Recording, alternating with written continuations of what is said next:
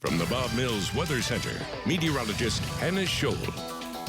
Well, good morning to you. I hope you're off to a great start on this Sunday morning. Later this evening, we are expecting some severe weather, and it's all connected to this storm system now making its way into Nevada, Arizona, Utah. It's going to continue on its way eastward, and then we are going to see the effects of that starting at about 4 p.m. in western Oklahoma or the far western panhandle, and then continuing on its way eastward. I'll show you the timing in just a second, but for right now, we really just have some light showers moving on through from Cheyenne over to Clinton, down to Hobart and Altus, over through Frederick as well. A couple more down along the red from Ardmore over to Atoka, over to Durant. We have had a little bit of drizzle reported as well, and some patchy fog also. So on average, throughout Oklahoma, just a gray start to the day. We are going to continue to see hit or miss showers throughout the rest of the day, and I think we're going to see that cloud cover all day long as well before the storms start to fire out in the panhandle,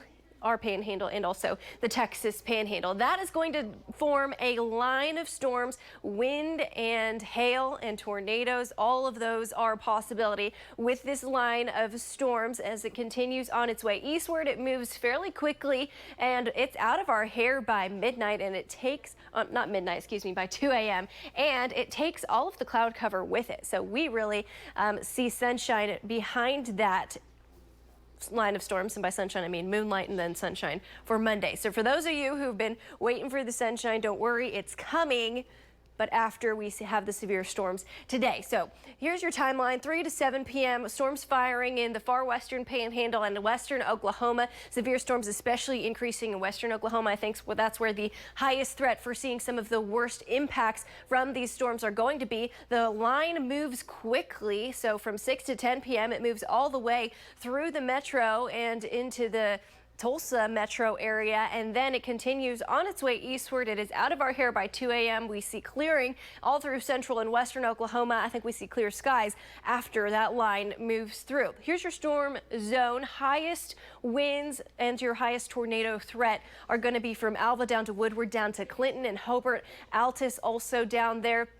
I think your highest threats, again, going to be right where that storm starts to fire, especially when it starts isolated in nature. That's when your highest tornado threat is going to be. We still are going to have the tornado threat even once it becomes a line. You will continue to see areas of spin as that line continues pretty much all the way through the state. But here's your damaging wind zone. Highest winds, I think 80 to 90 plus mile per hour gusts in that area in orange, and then 70 to 80 in the area in blue. And here's your tornado zone. Your strongest tornadoes looking like they're going to be, if they form, in western Oklahoma, and the window for stronger tornadoes is going to be right as those storms start to fire before they become a line. But again, as the line continues on, we still could see areas of spin within the line that could produce tornadoes as well. We saw that in December.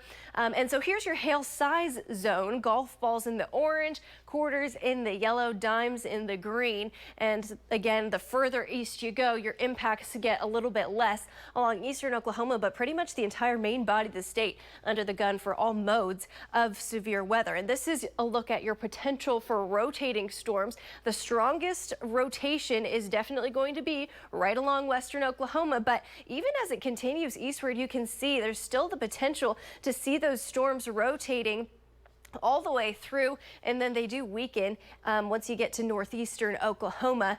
But spin-up tornadoes are possible anywhere along the state throughout the severe weather event that we're expecting overnight tonight into very early tomorrow morning, and also this evening as well. So this is one of the things that we are really keeping a close eye on today. This is going to be the fuel for those storms. Right now, we're sitting at the low 40s for dew points. It looks like we need to jump up about 20 degrees before we see any real moisture here in the state. I think we are still going to see severe storms no matter what, but how much moisture we get is going to determine how strong those storms end up being this afternoon and evening. 45 degrees, our current temperature. There's a look at our Chickasha cam. It's a gray start to the day. We got winds from the south and dew points in the 40s for right now. There is all of those winds. It's gusting up to 20, 25 miles per hour in some spots. I think they're going to continue to pick up through the day. That's what's going to be bringing us the moisture that's going to be the fuel for the storms.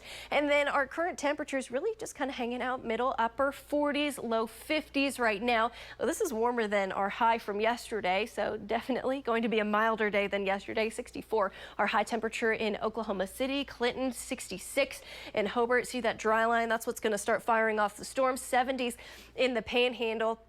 And then overnight tonight, we see the skies clear out. It becomes quiet and cool, and 42 degrees is our low temperature. Tomorrow, absolutely beautiful sunshine and 70s in Oklahoma City. We stay in the 70s for Tuesday and Wednesday. So really, Wednesday, we're in the 60s still. So after the severe storms move through this evening, finally we get the sunshine back, and we have a couple little fronts, but they're not going to be dropping our temperatures a whole lot. It's looking a lot more spring-like. I'll have another update on weather, and Tevis will have your headlines coming up right after this.